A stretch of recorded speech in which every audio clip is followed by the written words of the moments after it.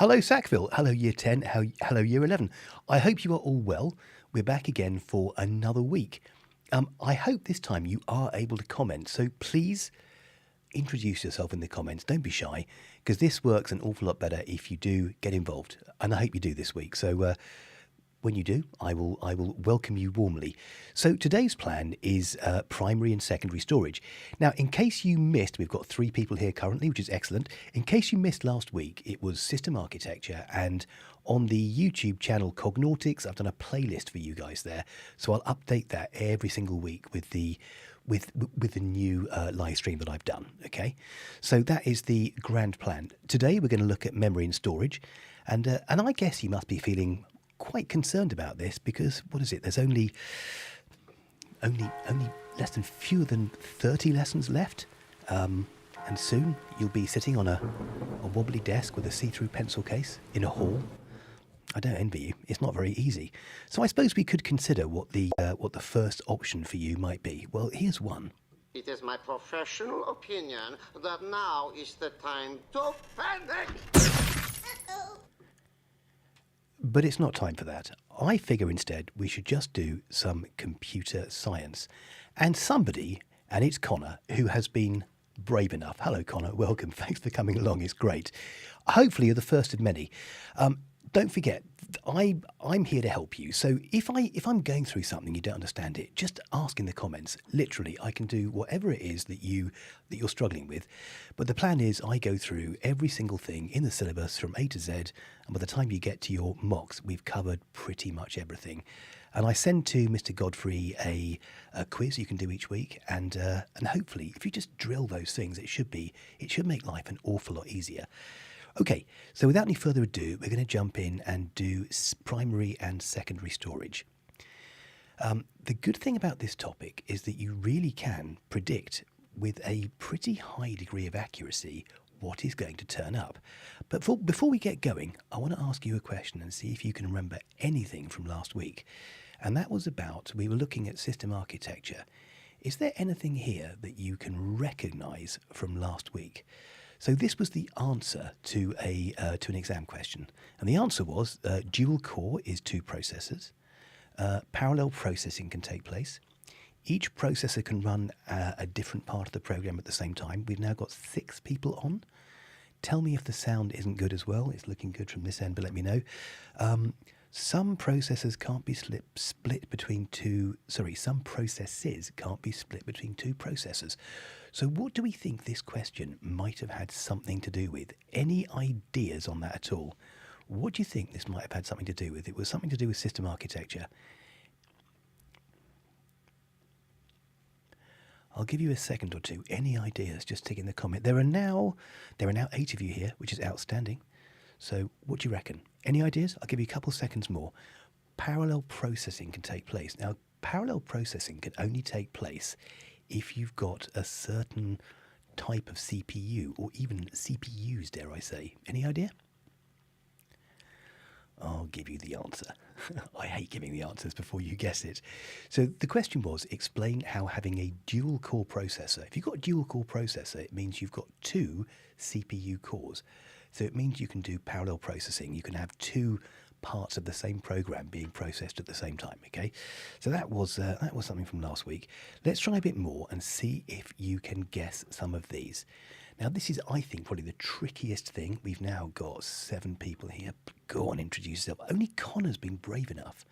Connor is the bravest man so far. What about these? It would even do if you can list some of the registers we're looking for in the CPU. Registers, little blocks of memory, which hold a small amount of data, but they can serve it up really quickly. They've got super fast read-write speeds. So what about the first one here? Stores the data that can be fetched from memory. I'll give you a clue. It's 3 letters and it's got a D in it. What about B? Stores the address where data will be read. And I'll give you a clue. It's 3 letters and it's got an A in it. Can you remember any of these registers? If you can remember these registers and what they do, you might be off to a flying start and be off to 4 or 5 marks at the very beginning, because they do like a question on this. What about this one? Stores the address of the next instruction. The next instruction means it has to be one thing. And then lastly, we've got stores the result of a calculation. So we've had 8 people here. So what do we think it is? Stores the result of a calculation. Any idea? Anyone? You're all being very shy. Okay. So we've had 9 people. This is good. The numbers are building. Okay. So listen, fundamentally, you've got to go away and you've got to learn these, okay? So if we go forward and have a look at this, you can see this is what they are. So I'm going to ask this question more or less every week. And I want you to try and figure these out. So MDR is the memory data register, and it stores the data that's fetched from memory.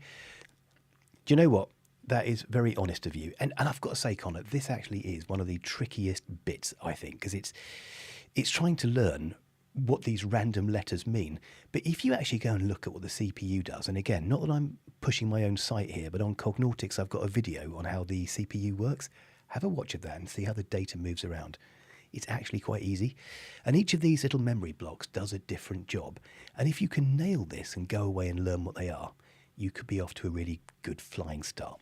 Okay, I'll push on. I think I'm done with memory registers for the time being. So let's go on to the next one. Let's now look at what we're going to do today. What's it all about? So this is a screenshot from the specification. You're doing J277. This is paper 1.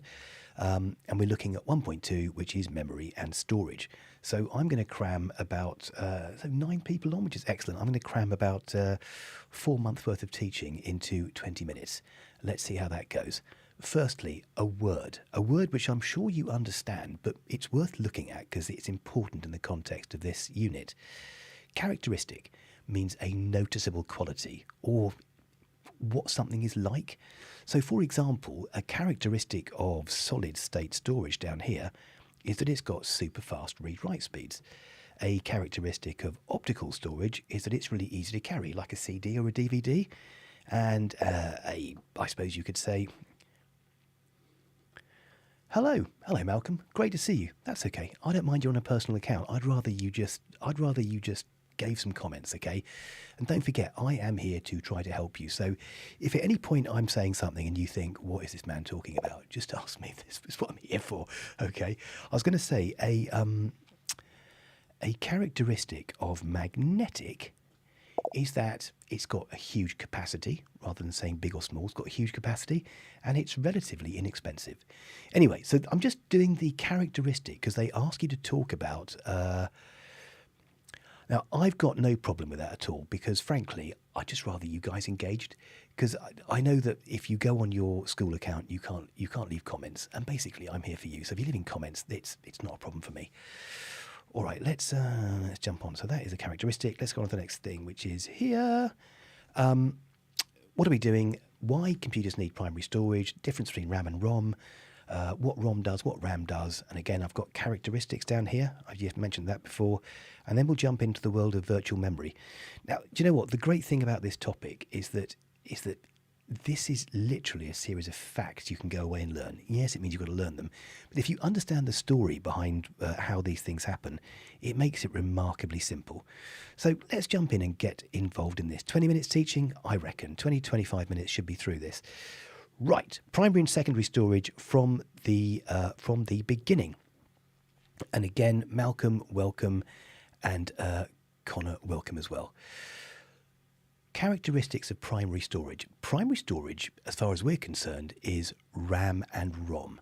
And so what's it like? What's it all about, RAM and ROM? Well, the first thing is it's built directly into the computer. Think about this guy here, this block of RAM. And you see, let's do a little arrow to help you. See this? Come here. You see this here? That actually slots directly into the motherboard. So it's built directly into the computer. All right? That's the first thing, which means that the CPU, that's the processor, has got direct access to it. Well, if it's got direct access to it, that means it's a much faster access to data and instructions. And data and instructions is what this is all about. Any program consists of 2 things, data and instructions. That's all they are. So when you write a program, in idle, for example, if you're writing a Python program, once it gets compiled down to data and instructions. And the instruction might be something simple like open this, store this. That's all it is. Subtract this, add this. And of course the data is the stuff that you're doing it to, the numbers. So the other thing about RAM and ROM, primary storage is it's got very limited capacity and it's got no moving parts. Okay, so that's your characteristics of primary storage right there. Now let's look at ROM. Again, it's a series of facts. I will send Mr. Godfrey this mind map, because this mind map's got everything on it. And I've put this together for you. So you've got, I guess the English department might call it a knowledge organizer. So you've got everything you need in one place, all right? Don't forget, if you're struggling, ask me a question, because I'll go back and I'll cover it, okay? So first of all, ROM. Why is ROM needed? Well, ROM holds something called the BIOS, which is the basic input-output system. And that does a few things. It's got a little program called POST, which is Power On Self-Test. And that's designed to check that the hardware is functioning correctly so that then the computer can carry on loading, okay? The second thing it holds is something called the Bootstrap program. And that Bootstrap program is the program that loads the hard drive, which is sat in secondary storage. It loads it from there and it puts it into RAM. A fact I want you to definitely take away today, because when I was teaching my year 11s and I went and spoke to year 10s as well, they didn't know. When I asked the question, where is your operating system when the computer's turned off, they all said weird things like, it's in ROM or it's in RAM. Well, it's not. It's in the hard drive. So it's sat there until the ROM picks it up and drops it into RAM so you can use it. But I'm getting ahead of the story here, okay? So those are the two, as long as you know these two things that ROM does, you're absolutely covered. So ROM stands for read-only memory. So you can write to it, but not easily. And I personally wouldn't recommend, as a trial, writing to your ROM, because it can very easily go wrong. After which your computer isn't much use. It's also non-volatile, which means the contents aren't lost when you turn the computer off. Okay, so those are your characteristics of ROM, and it kind of looks like this. Okay, it's a bit of software that's inserted into a hardware chip, and it's often got its own battery there as well. So whatever happens to the computer when you turn it off, everything in ROM is still there. Right, now we'll go and have a look at RAM. They love a bit of question. Okay, Malden, that is a good question. So the OS, and stop me. That is, OS stands for operating system. So for example, if you use a Windows computer, if you use a Windows computer, you're using Windows. If you use a Mac, you're using Mac OS X, or you could use Linux. It's another operating system. So the operating system, or the OS as I call it, is simply a layer of software that sits between the hardware and the user. So the operating system talks to the hardware. So it's a bit like a middleman or a middlewoman. You talk to the OS and it talks to the hardware for you. So you can do some clever things with the hardware, like looking after it, like reconfiguring your hard drive, partitioning it, and all that sort of stuff through the OS. If you're on a phone, Android is the operating system, or what is it, iOS on an Apple phone. So yeah, it's that layer. But good question. And listen, any time that I'm saying something you don't understand, well, we've had 18 people in. This is good. Any time you've had anything you don't understand, just ask me. It's why I'm here, okay?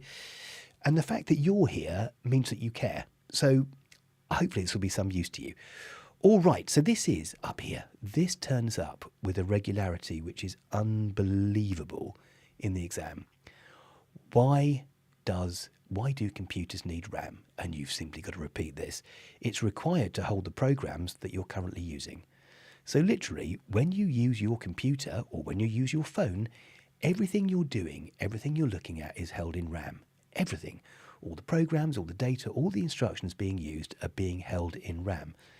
If you don't have RAM, you don't have anything. You've just got a hard drive full of data. So RAM has got its own purpose, okay? Now, here's a few facts that you all know already. It stands for Random Access Memory, which means that it can be accessed from any location. Don't worry about that. You don't need to know that.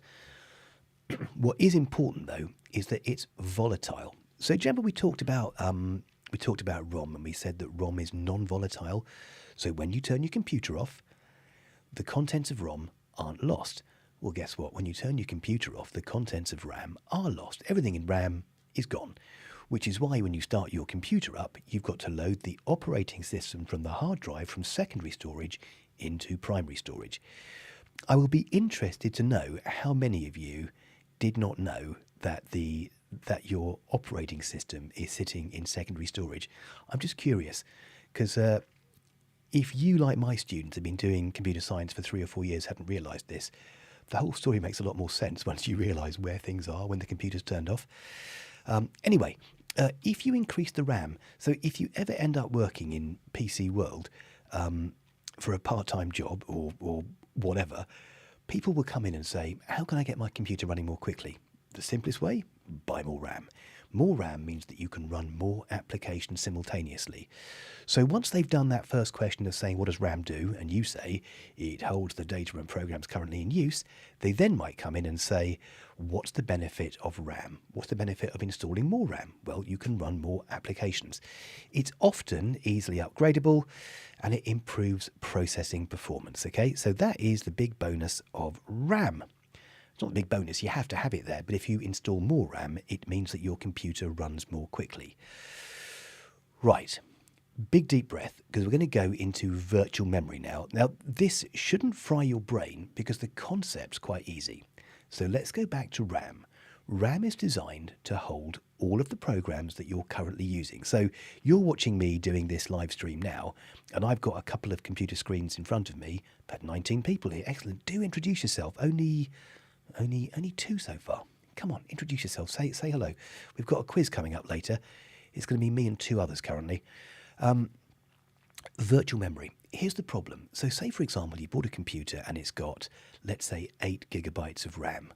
Well, what if RAM is full because you're trying to run 4 programs simultaneously and there's no more room in RAM because RAM holds all the data and programs you're currently using? Well, the computer has a trick. The CPU has a trick. So rather than using RAM for the extra programs that you want to use, it will use secondary storage instead. Here's an example of secondary storage here. That is a magnetic hard drive. This thing's called a platter. Let's get rid of that. This thing here is called I wish it wouldn't do that. This thing here is called a platter and it spins. This is the read-write head. So if you've got one of these in your computer, you'll be able to hear it, because when you open a program, you'll hear that disk start to whir, and the read-write head will move to the right place. It'll read off the data, and it'll place it on the screen for you. Okay.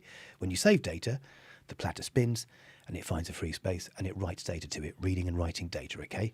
So what happens in virtual memory is that the hard drive, so like this hard drive here, is used as RAM. Okay. So it's using secondary storage as RAM when RAM is full. The problem is it's got slower read-write speeds. So you read, and so you know the word read? Read means open, and the word write means save. But you've got to sound like a computer scientist. So rather than saying opening and closing, you've got to say reading, which means reading something off a disk, and then you say writing, which is writing something to a disk. Okay, so the issue is it's slower because data has to be moved between RAM and secondary storage. We've had 19 views. This is good. Still only 2 people willing to say hello, though. The other problem is you get something called disk thrashing. Now, and let's have a look over here, because over here we have got RAM. Let's just get rid of that. Over here we've got RAM just here. And RAM's designed to be written to hundreds of thousands of times, whereas your hard drive over here isn't designed to be written to as many times. So if you use your hard drive over here as RAM, it tends to kill your hard drive. Don't use the word kill. It just shortens its life, basically, because it's only designed to be read to and written from a certain number of times. Okay? Hopefully that makes sense. Now, don't worry, I'm not about to go through this screen because this is way too much information on there. And yes, hello, by the way. But I will send Mr. Godfrey this so you have got a copy of it. But this has got everything on one page for you. Right, so let's dive in and look at the next one, which is this, secondary storage.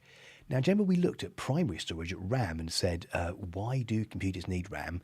It holds all of the applications you're currently using. That's the mantra. It holds all the applications you're currently using. That'll get you a mark in the exam. Secondary storage, why is secondary storage required? it's required to permanently store the applications and data because RAM is volatile. So when you turn your computer off, the contents of RAM are lost. So obviously you've got to have the memory to use to actually do stuff, and then you've got to have the memory to use to save stuff, okay, to write stuff that you can then open or read afterwards. Good. All right, I've put this information down here just in case there's any doubt in your minds that we can talk about storage devices and storage media. And hopefully these examples down here make this really clear to you. So now most of these make sense to me, but I'm old, as you can tell. So for example, my brother, who's older than me, the first car he had, that was the music centre he had in the car, was a tape to tape, which was a long time ago. Then when I first got a computer, it was a floppy disk. When I listened to music, it was vinyl and it was cassettes. And then, gosh, this was a zip disk I think we used. That was a more advanced floppy disk. So these are media, but you need something else to use these. You need a device. So this could have been a drive to read a floppy disk. This could be a drive for a CD. And of course, we've got a CD over here. You recognise this. CDs, DVDs, they're still kind of used now. So just so you're aware that there's a difference between a device and media.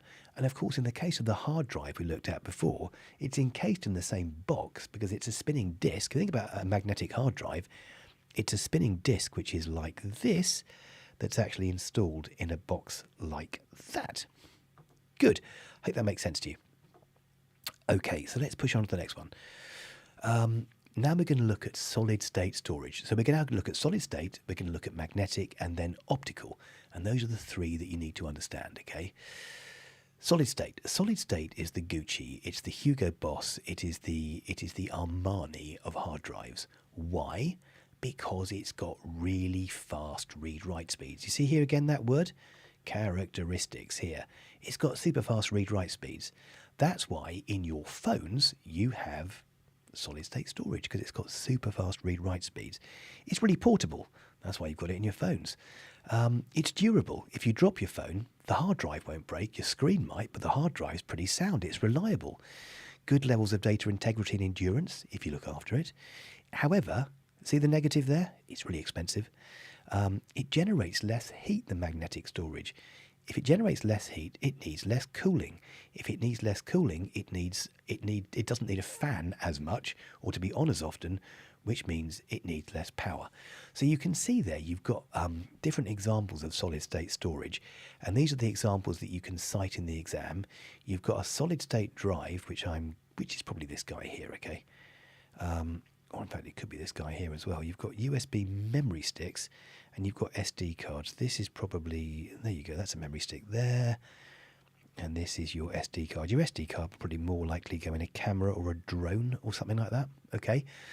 So where you need really fast read-write speeds, so for example, in a camera, you need lightning fast read-write speeds. In a drone, you need fast read-write speeds for the video because you need a high frame rate, so you need to be able to write data really, really quickly.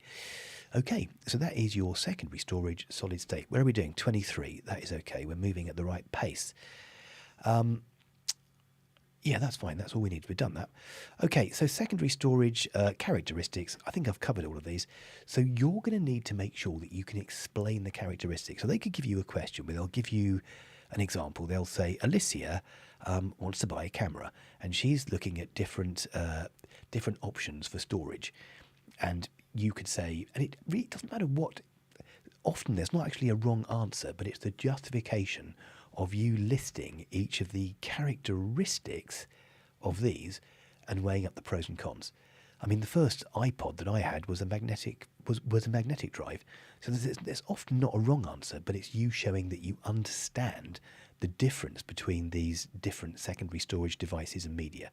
Okay, that's where the marks are for you. Right, to help you, because there's a lot to think about. We've still got 9 on board, which is excellent. To help you, I wrote a mnemonic, which may or may not be of use to you, but my students found it quite useful. And we came up with, you've got to imagine quite a strange scenario. You've got a bunch of crayons like this that are on the floor doing a role play. And these crayons, during the role play, they're speaking Polish. So it's crayons speaking Polish during role play. I know it makes no sense. But things that make no sense, you tend to remember. It's ridiculous, right? Crayon speaking Polish during role play. But I bet in an hour's time, you'll randomly think, crayon speaking Polish during role play.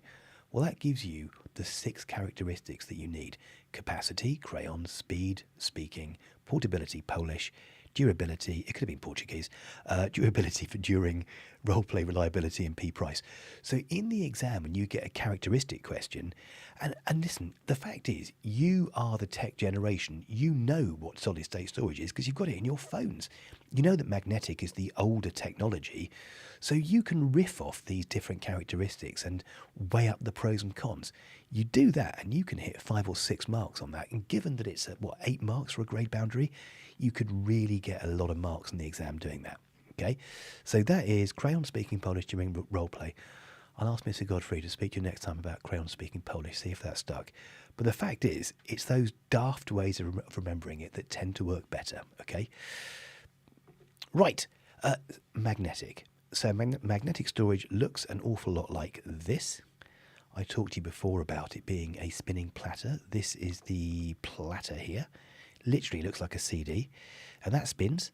You've got a read-write head here, which reads and writes data to it, hence it's called a read-write head, and it's sat inside the box.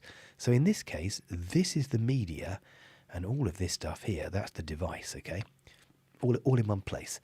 So this has been a really successful storage device because there was a period where every computer used only these for probably a couple of decades.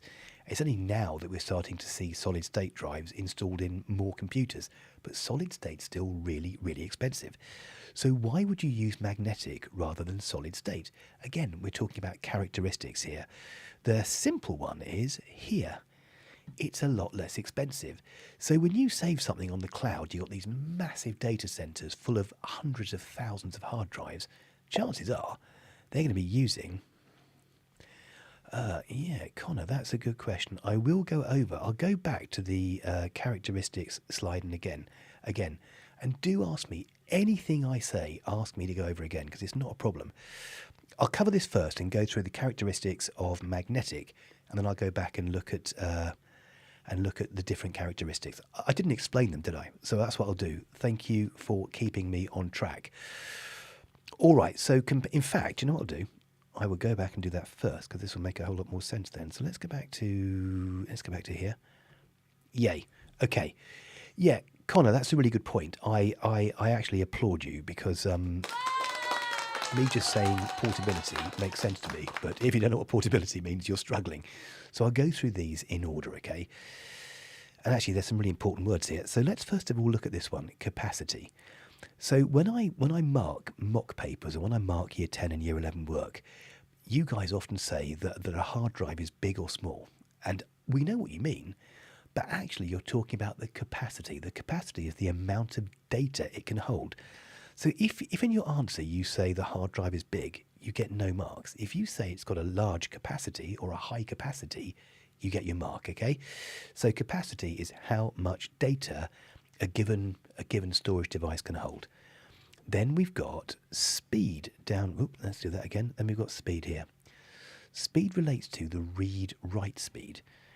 So over here, this is the read-write speed of, for example, a solid-state drive, and it's about 4 times the read-write speed of a magnetic drive. So in other words, you can open files and close files and save them much more quickly. We say read and write, okay? But it's far faster to do it because it doesn't take as long. If you think about it, solid-state storage has got no moving parts, okay? Whereas the magnetic one we looked at is a disk has got to spin up, a little read-write. It's like an old-fashioned record player, a magnetic disk, isn't it? You've got a stylus that goes, that's what it is in a record player. So it's quite a traditional sort of idea. Whereas a solid-state drive has got no moving parts, so it can access it almost immediately. So that's speed. Portability has got to do with how easy the thing is to carry. So that's things like form factor, and form factor is a fancy way of saying how big it is, okay? So if you ever end up in sales and you're doing a marketing pitch or anything like that, you'll talk about form factor, which is how big or small something is. So in terms of phones, when phones first sort of came out in the late 80s, early 90s, I mean, they were huge. They were about sort of this big. They were, well, you can't see. They were huge. They weighed about 4 or 5 kilos, and they had a battery life of about 5 minutes, and they cost about 10 grand. Whereas now they're absolutely tiny, but it's reached a point where they really don't need to get any smaller. Okay, then we've got durability. Durability, if you think about Duracell batteries, and that's from the French, which is durer, which is to last. So durability means it's long lasting. So how long lasting is it? And we're talking about there, if you drop it, can it cope with an impact? Can it cope with being dropped? Can it cope with high and low temperatures? So is it durable? Jumping onto something else entirely, copper cable versus fiber optics. Fiber optic cable is much more durable, but it's about 4 times the price. Okay. Reliability means how many read-write cycles can you get with it. So what's the failure time? Okay, so using it X amount, how many thousands of hours will you get out of it? And then price, well, that's the one that's the most obvious, which is how much does it cost? And solid-state drives are much more expensive than hard disks. Connor, thank you for your question. Tell me, does that make sense now? So you can use the crayon-speaking Polish during roleplay. If you get a question on different storage types, you can just use this mnemonic to riff off the ideas. You can say, well, yeah, you could use magnetic storage because it's less expensive and it's got a higher capacity. But on the other hand, I'd recommend solid state because the read-write speeds are really high. Okay, so that is the sort of thing you're after there. And if you go back to school when you've got your next computer science lesson, let Mr. Godfrey know the bits that didn't work for this live stream, and I can change what I do next time for you, okay? I'm hoping this is at the right level. I'm trying to treat it as though you've not done the topic before, but I know you should have done most of these topics anyway. Okay, so secondary storage. How does it work? This is magnetic. We talked about this, the hard drive here. How does it work? Well, this disk you can see down here is magnetized, right?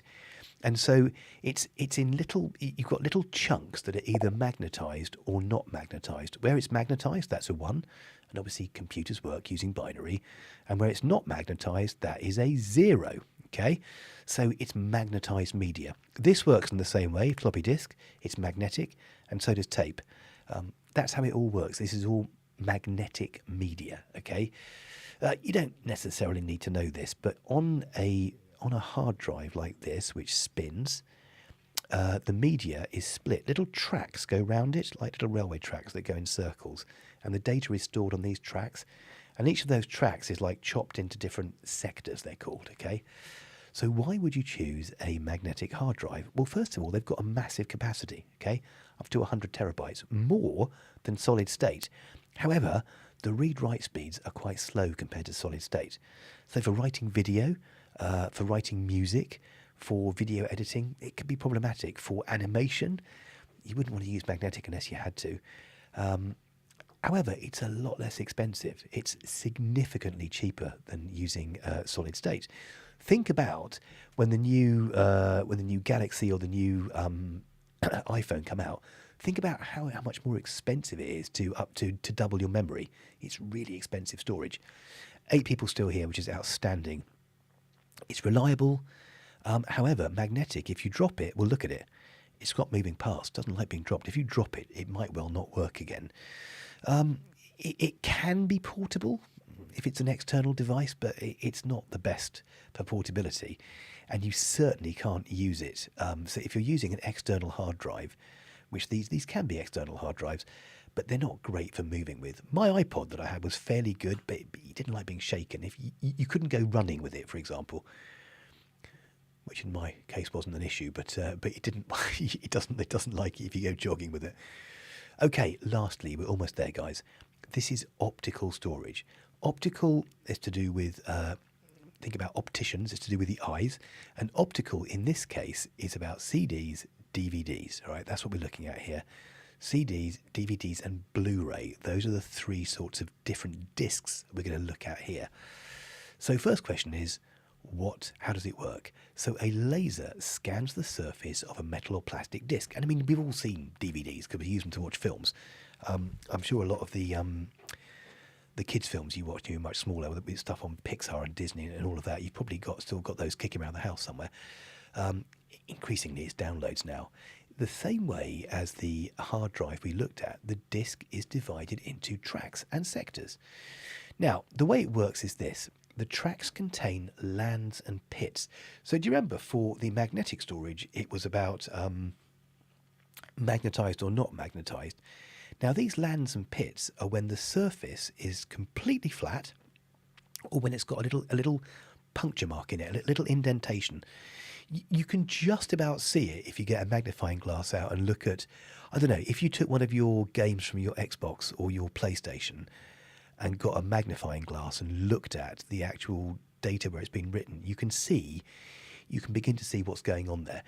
So where there is a little tiny indentation, by that I mean a little, the surface has been broken up slightly, that's the way that it does ones and zeros. So if there is a reflection, that is a binary, and if there's no reflection, that is a pit.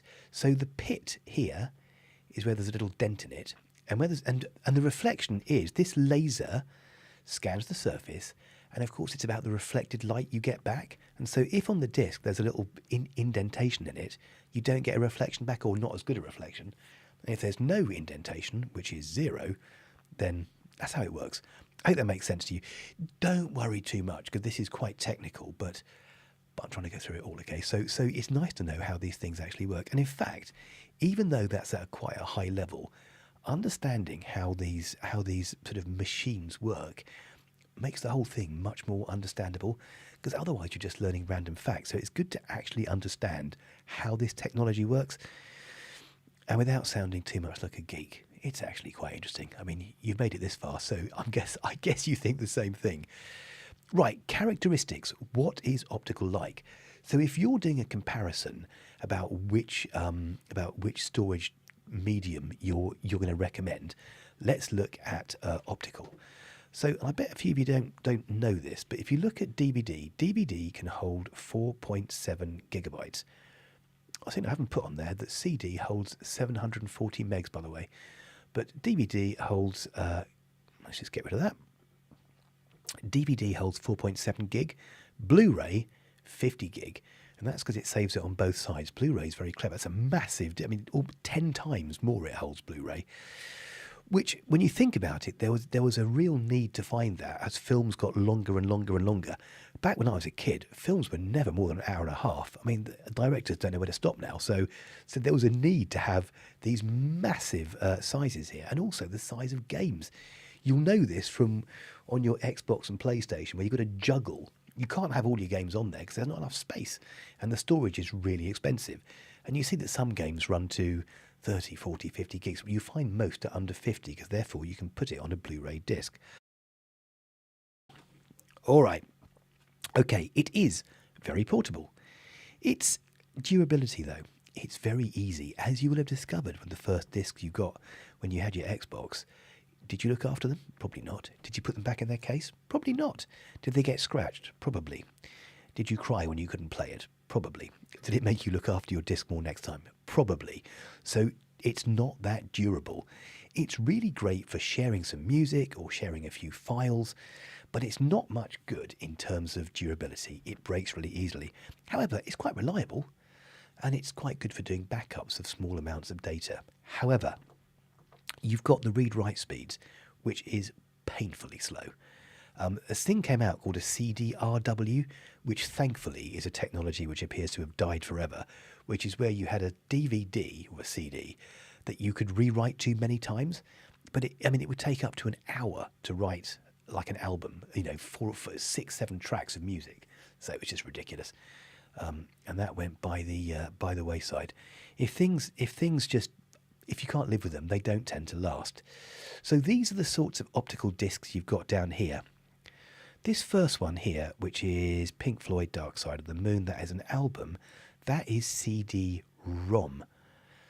So that is read-only memory, CD-ROM, and that's going to be something like a film on a DVD, or a game on a DVD, or an album, a music album that you'd buy on CD.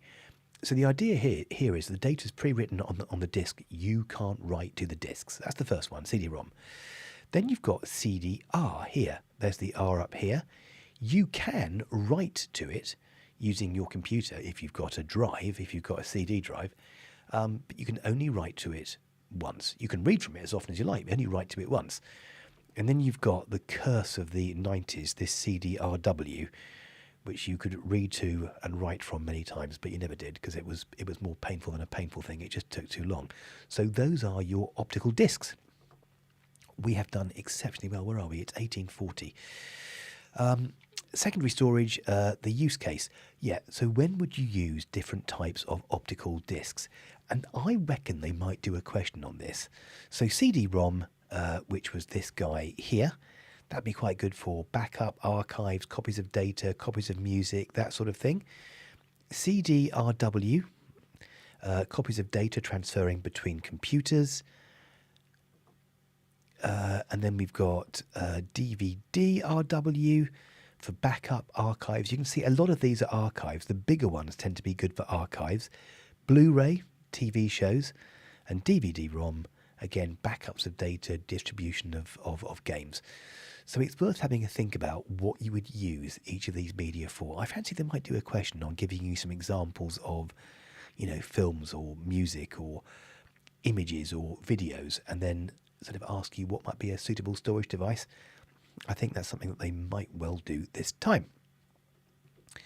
We have finally made it to here. Now, this is a time for the 8 of you who are still lurking there and haven't yet joined in to actually get involved in the quiz. So let's jump in with the first one. There's no such thing as a wrong answer. The wrong thing would be not to type A, B, C or D into the comments now. So give it a go. What do we think? It stores all the currently running applications. Cover this today. Any idea? I can see there are a few comments going through. We've got, look at this. We've got RAM. That is outstanding. Look at Malden. He was in there like a quick man. We've got Vladdy Godfrey's secret account. It's not that secret, but it's pretty good. Who's saying C, which is RAM. We've got Malden, who's come with ROM. We've got Malcolm, who said RAM. We've got Malden, who said C. We've got Connor, who has said C. Shall we see what the right answer is? But well done for taking part. That is outstanding. Let's have a look. The answer is, wait for it, it is RAM. Absolutely brilliant. That's really, really good. So let's go on to the next one. Applause for you all. Let's see what we get. And you know what? If you're getting these wrong, good. Go back and do it again. I've given Mr. Godfrey a copy of this quiz. Have I just gone the wrong way? Whole frequently used data instruction. We just done that. Okay. Oh, no.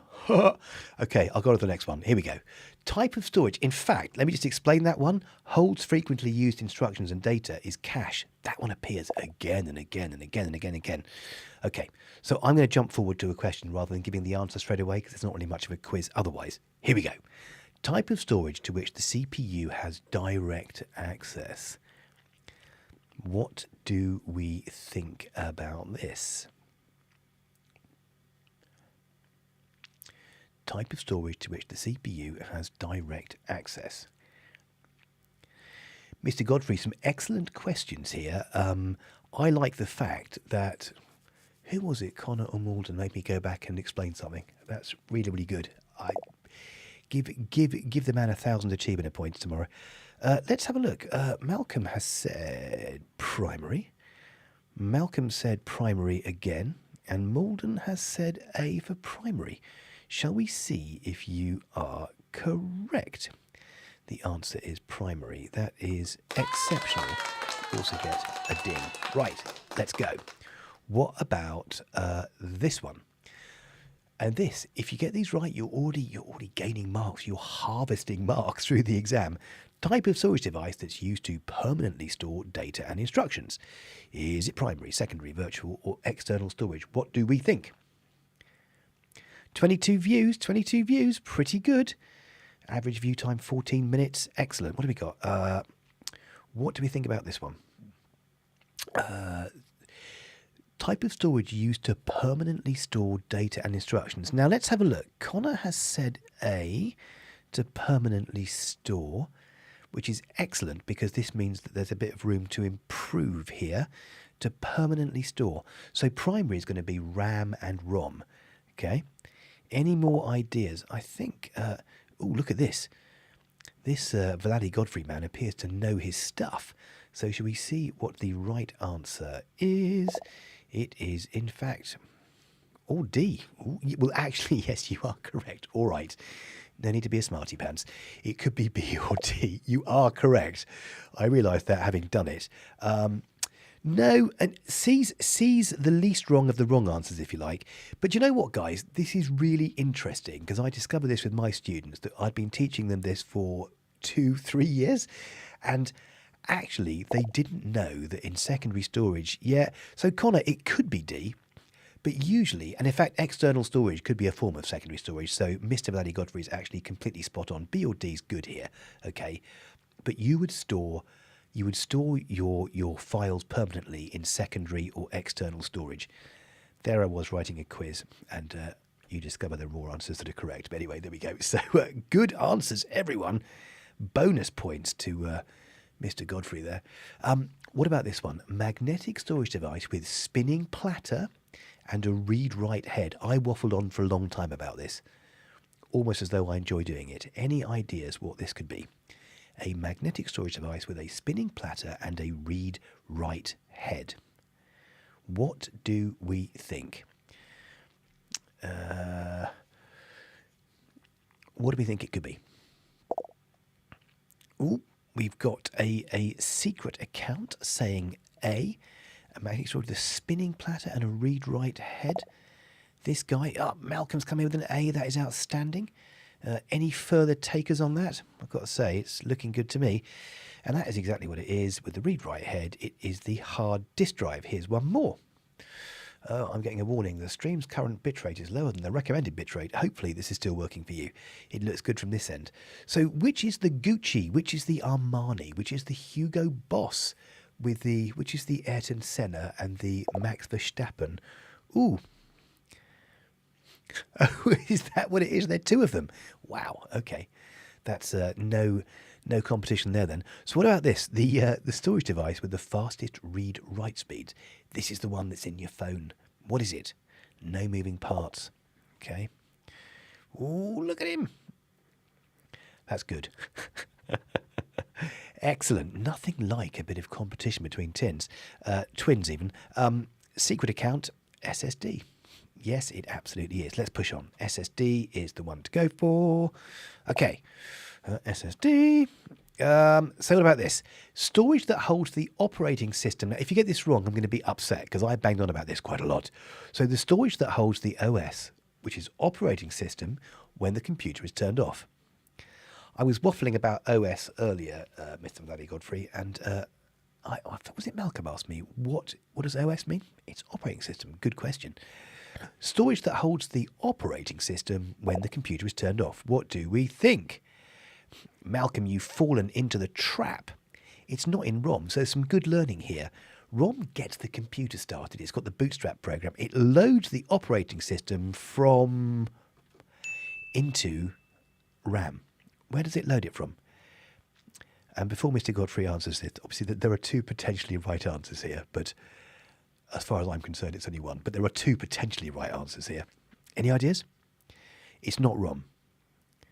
What happens to RAM when you turn the computer off? It's volatile, so everything involved in RAM disappears when you turn it off, which means that...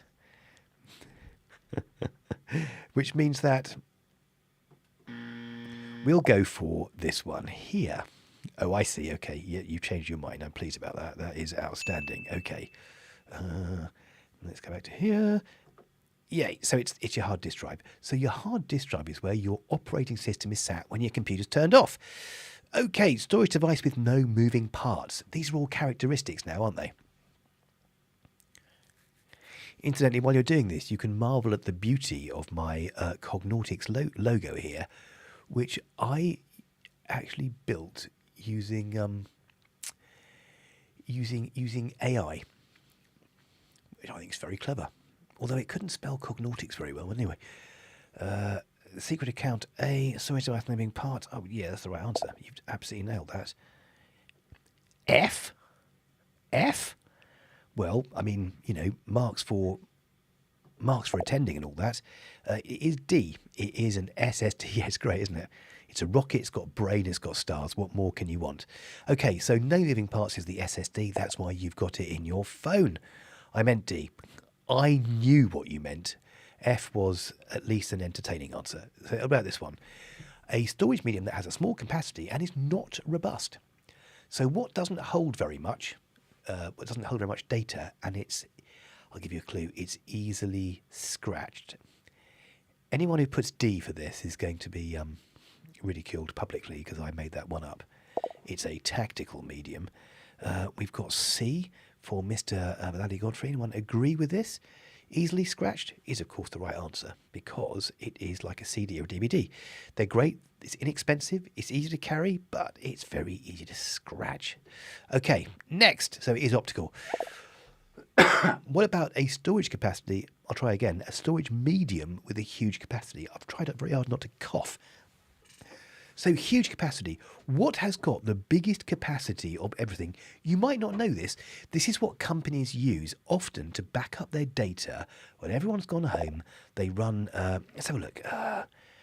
Do you know what, Malcolm? Blu-ray is not a bad call here because Blu-ray at 50 gig, Blu-ray may be enough to back up your data. So that's not a bad answer. It's not the answer I've got here, but it's not terrible.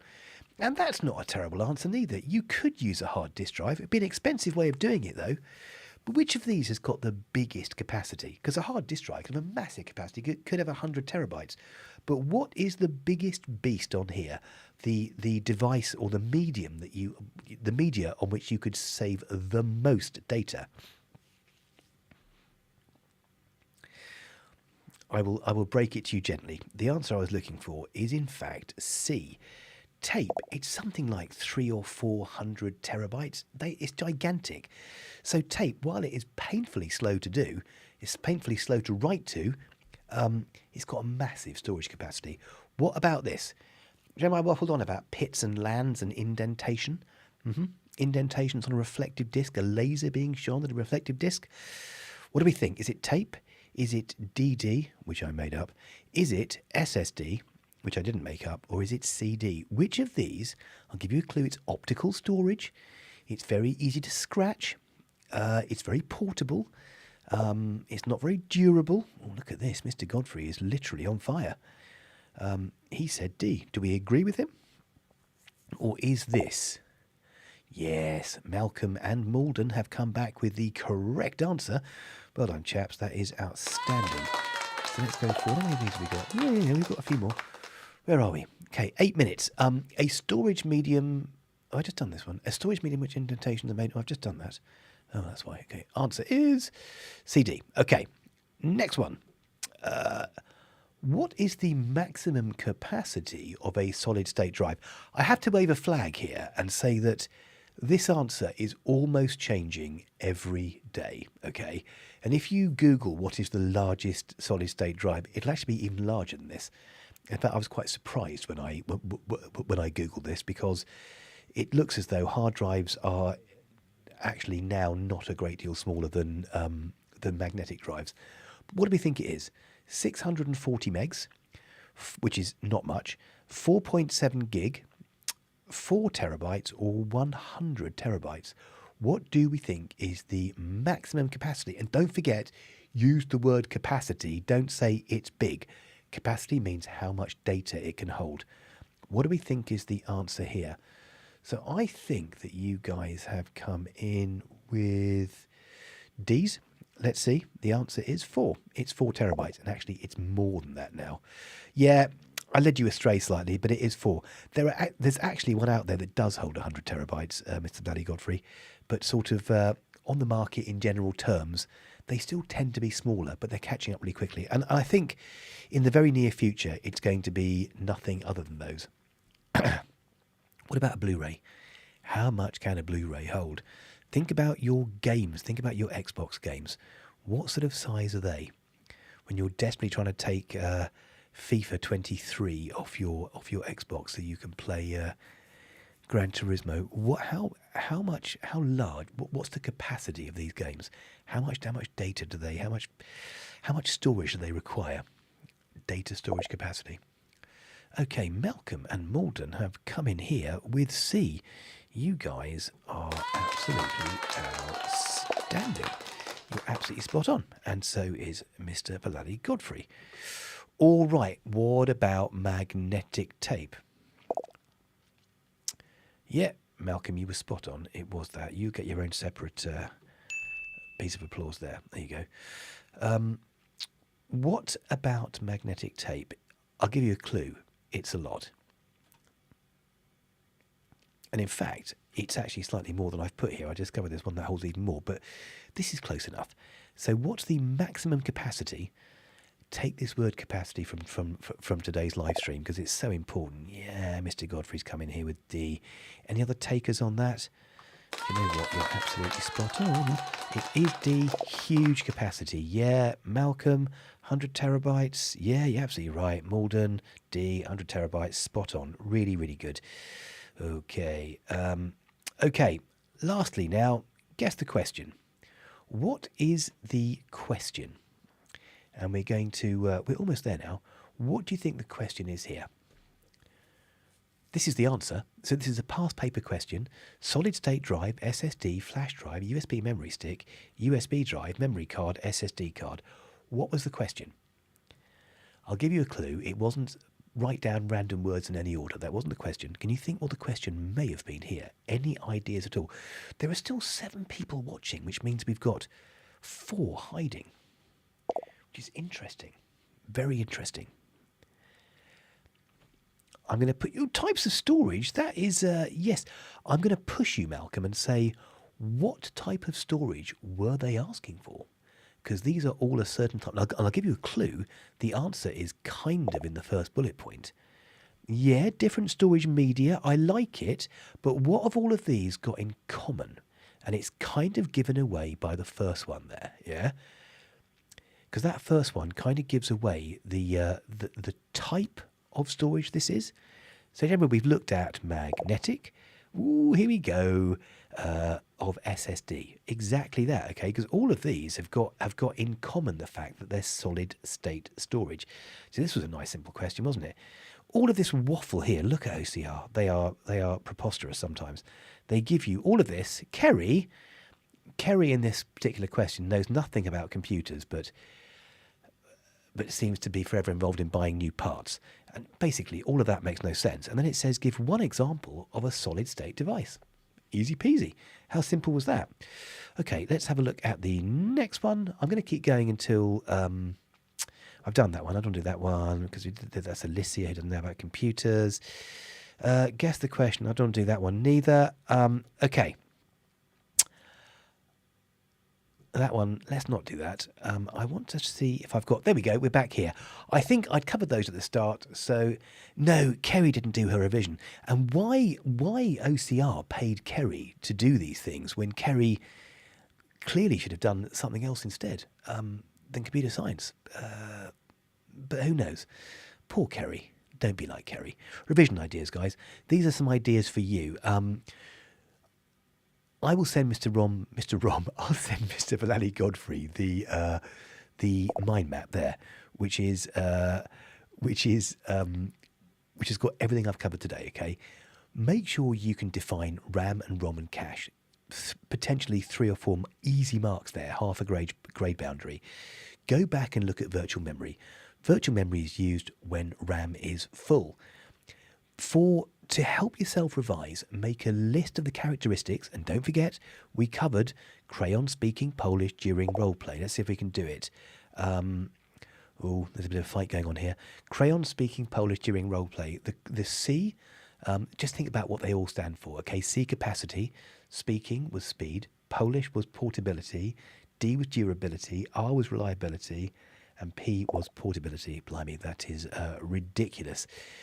Detention for a week. See, I think that's something that's kind. Make a table listing these characteristics. Why do computers need primary storage? Why do they need secondary storage? And then we looked last time at parallel processing versus multitasking. And next time, how about trying to remember some of those registers we looked at before? I think next week we're going to look at numbers and characters. We're also going to do numbers, characters, and numbers, characters, and units as well. Nibbles, bytes, and nibbles, bytes, and megabytes, all of that sort of stuff. And we'll look at these areas too. Have any of you got any questions you desperately want to ask me? The pair of bars, do you have any questions? If you don't now, that's fine, but either ask Sir when you get back to school and have a lesson, or ask me next week, because I am here to help you. It's 7 o'clock and you've all done incredibly well. So while the fight breaks out in the comments, I think I might leave you to it. So guys, have a I'm definitely going now. So have a lovely week, and I will see all of you in a week's time, same place. I'll put this on YouTube. I'll do some chapter headings for you so you can find the content really easily. See you in a week's time. Take care. Bye-bye.